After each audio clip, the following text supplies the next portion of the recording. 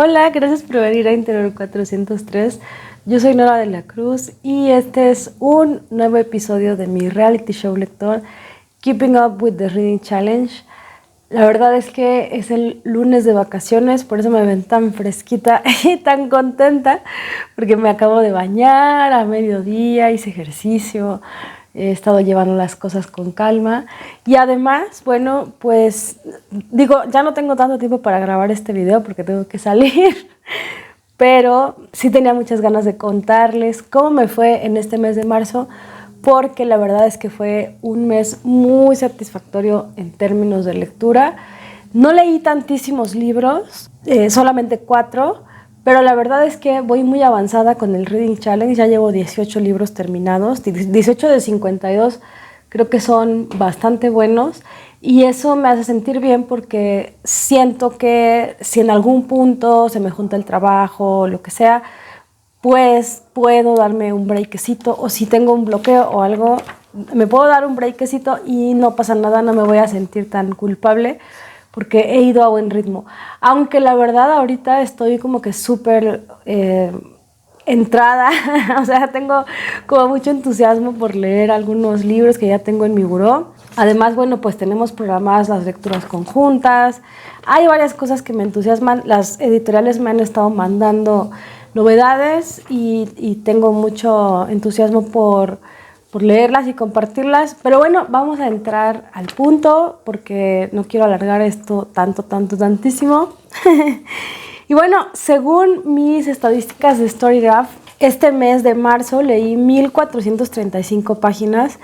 y terminé solamente 4 libros. Eso, bueno, hice algunos ajustes en la narrativa, porque ya ven que el mes pasado conté, no me acuerdo cuáles fueron los últimos que terminé, que los terminé la primera semana de marzo, pero los incluí todavía dentro de febrero, creo. Y ahora me pasó un poco igual, bueno, claro, no incluí esos dos y terminé Ellas Hablan, lo terminé el 2 de abril, pero lo incluí porque la verdad es que me pasé con ese libro casi todo el mes de marzo. Concretamente, el primer libro, bueno, la verdad no me acuerdo en qué orden los terminé, los 4 los estuve leyendo y los estuve combinando pues sin un límite así muy fijo. Entonces, Las Rosas de Orwell de Rebecca Solnit es un libro que yo había empezado en febrero, pero siento que en febrero estaba leyendo varias cosas a la vez y todas me demandaban el mismo grado de atención y llegó un punto en el que ya no pude, o sea, que me tenía que enfocar en un solo libro porque sentía que no estaba llegando a nada. O sea, combinando tantos libros como que tan densos, sentía que no estaba llegando a nada.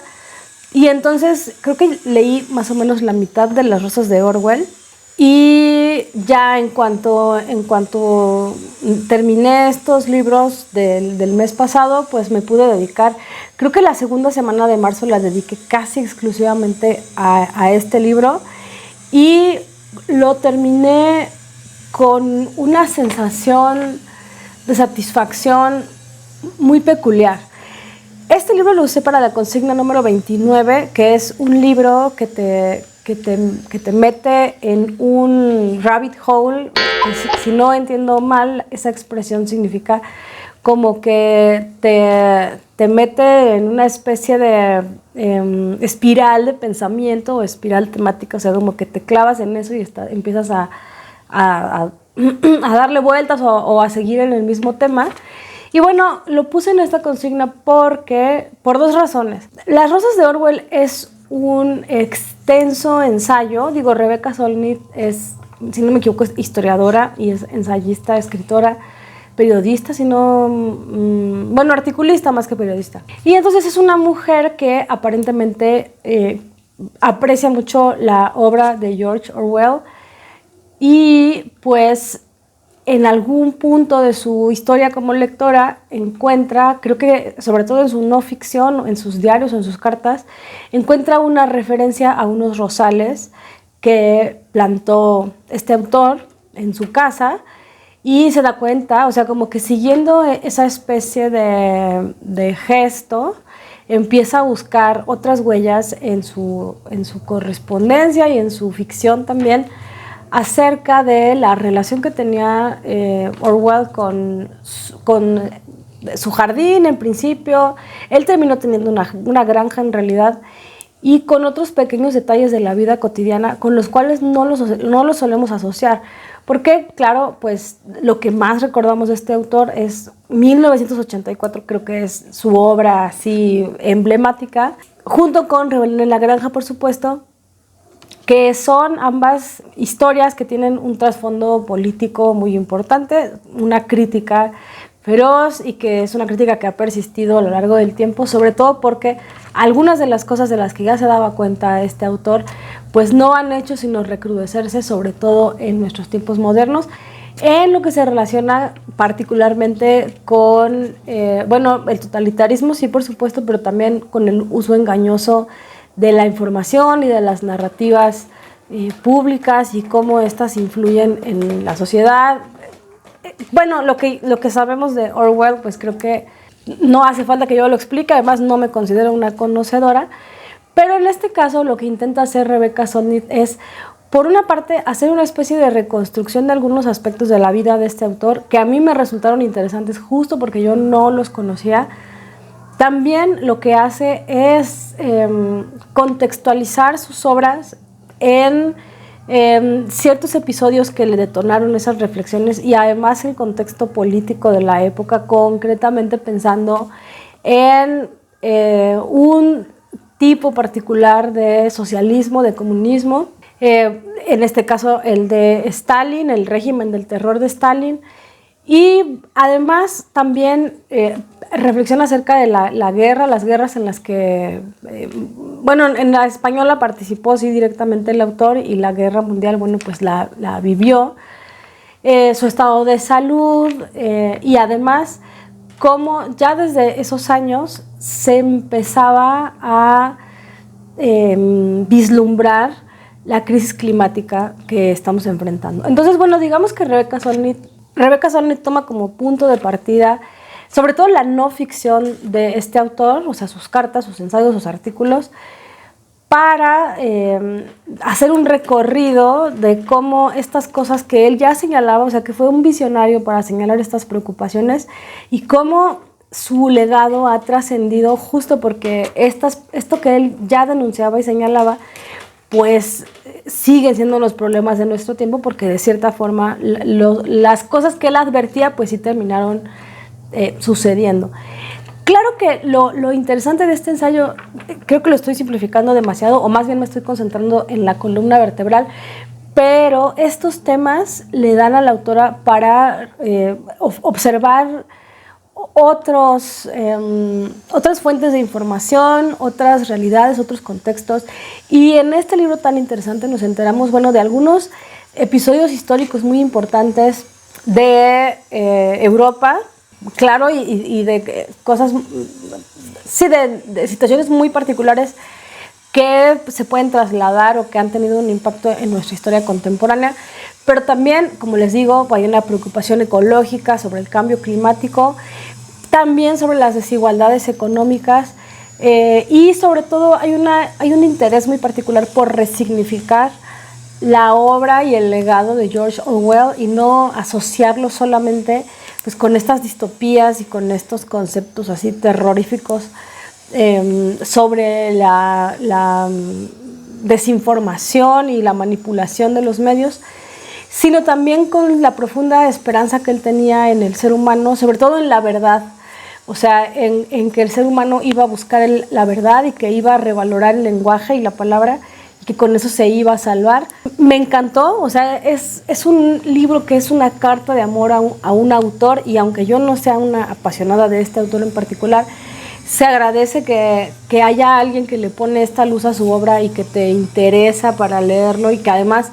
cuando lo lea va a tener otra profundidad y otro sabor. Entonces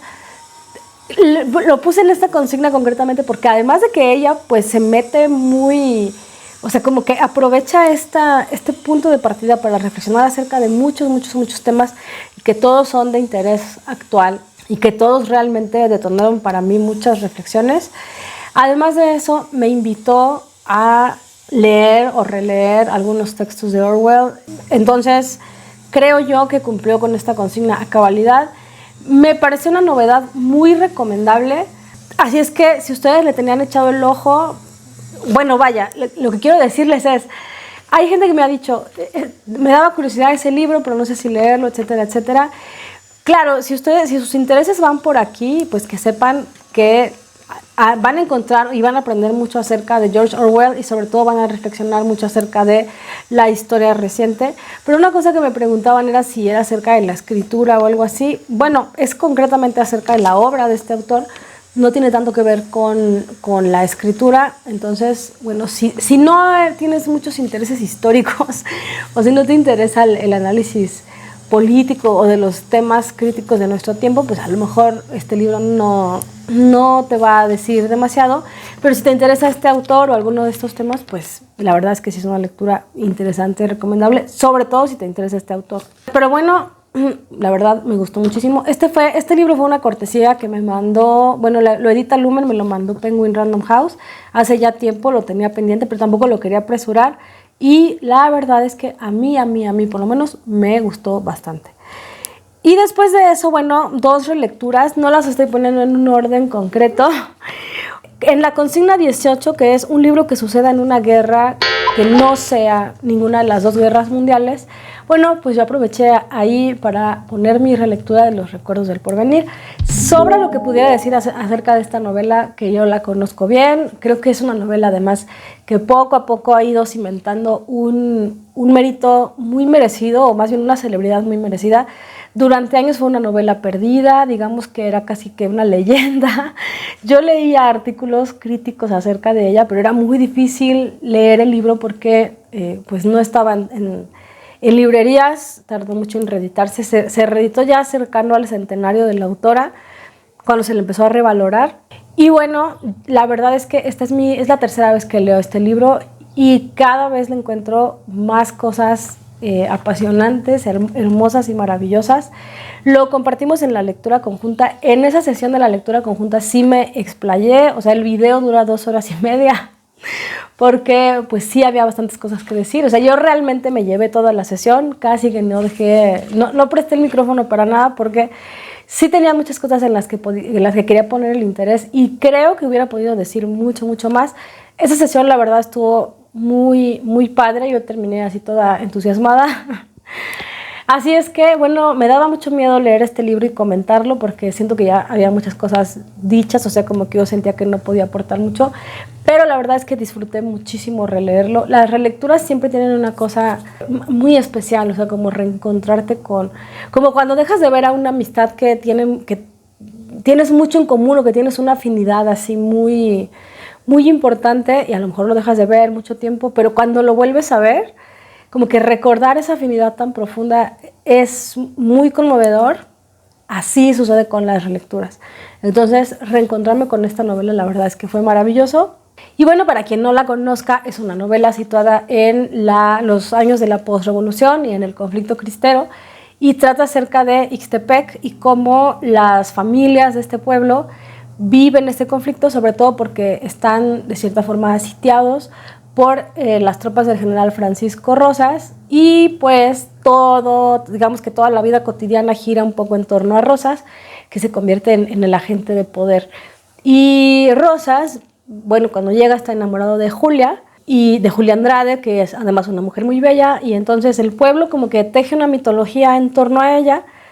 pero bueno, pues la realidad de las cosas es que ella está secuestrada ahí junto con otras mujeres que los distintos soldados han ido levantando en distintos lugares del país. Y pues lo que nosotros vemos en realidad, o sea, aunque la representación del pueblo y de la situación a veces pareciera pintoresca, lo que nosotros vemos es una gran cantidad de violencia ejercida sobre estas mujeres, sobre el pueblo, bueno, como parte de la guerra, por supuesto. Y el final, bueno, en todo momento, creo yo, el final de la novela también es trágico. Sin embargo, la autora sabe equilibrar muy bien todos los elementos, a pesar de que esto es una historia de guerra y de violencia y de abuso de poder, de desigualdades, de muchas cosas muy trágicas y muy terribles y que persisten como vicios en nuestro país, pues también hay muchos momentos de belleza, de poesía, hasta de humor, hay personajes entrañables, o sea, es una novela muy bien balanceada, con elementos fantásticos, con un uso del lenguaje muy bello, muy dominado, muy controlado por la autora. Es una lección de narrativa, la verdad. Hay gente que a veces también me pregunta por los libros mexicanos que sí hay que leer, sí o sí. Yo creo que esta novela es uno de esos libros, sin dudarlo. En la sesión, la verdad es que ahí le entramos con más detalle, pero bueno, pues creo que no hay mucho más que decir respecto a la experiencia de lectura, una gran experiencia. Y bueno, parecido en la consigna número 16, es decir, un libro relacionado con uno de los pecados capitales, pues yo puse Orgullo y Prejuicio, que en esta ocasión lo escuché en audiolibro mientras en la mañana me preparaba para ir al trabajo, también en el coche, cuando había tráfico, iba escuchando Orgullo y Prejuicio, otro de esos casos de relectura. En este caso en particular, al principio lo que me pasaba era que he visto muchas veces la película con Keira Knightley, muchas, o sea, ya yo tengo súper asociada a esa estrella, a esos personajes, pues con los rostros de esos actores, y cuando empecé a leer la novela era inevitable recordar las escenas de la película, y eso me estorbaba un poco, pero creo que en la película, o sea, la película es bonita, claro, es tierna, es romántica, pero se pierde mucho del sentido del humor y de sobre todo las situaciones ridículas que hay en la novela, y que creo que en la novela sí dan más, o sea, sí parecen más absurdas, más ridículas y más exageradas que en la película misma, porque en la novela sí se está haciendo constantemente una reflexión y un acento acerca de las clases sociales, las penurias económicas,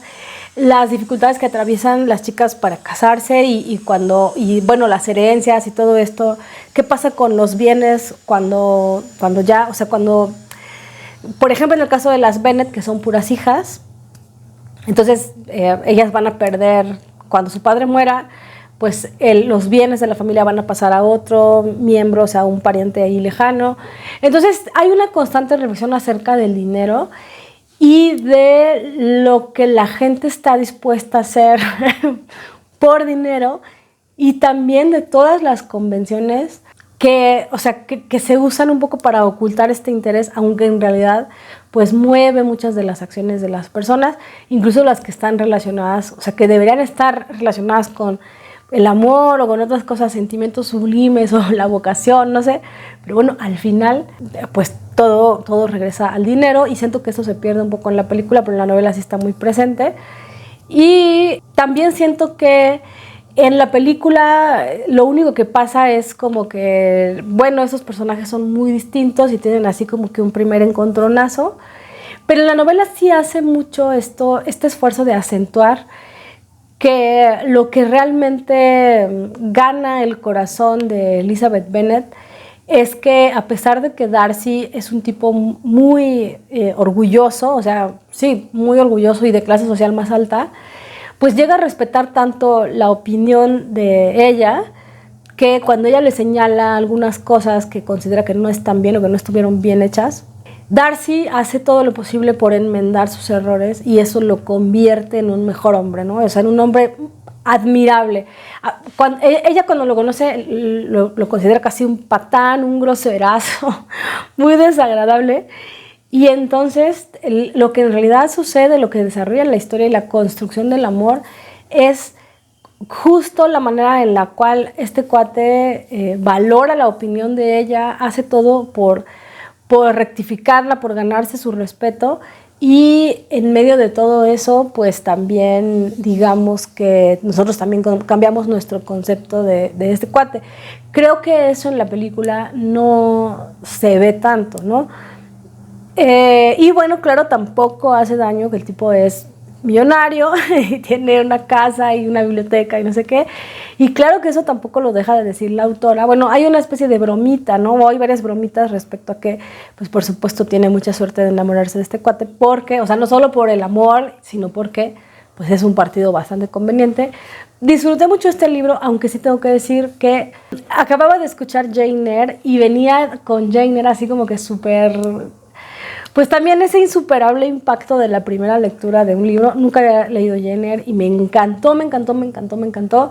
Venía como que muy clavada con Jane Eyre y luego pasé a Orgullo y Prejuicio, que bueno, no podía tener la misma fuerza esa experiencia de lectura porque pues ya era una relectura y de cierta forma, bueno, no sé, o sea, como que inevitablemente hice la comparación. Creo que porque en un comentario Jazz me dejó dicho ahí que a ella le gustaba Jane Eyre más que Orgullo y Prejuicio y entonces no pude evitar compararlas. No sé si diría que me gusta más Jane Eyre que Orgullo y Prejuicio. En este momento, por supuesto que sí lo aseguraría. No sé si con las relecturas eso cambie,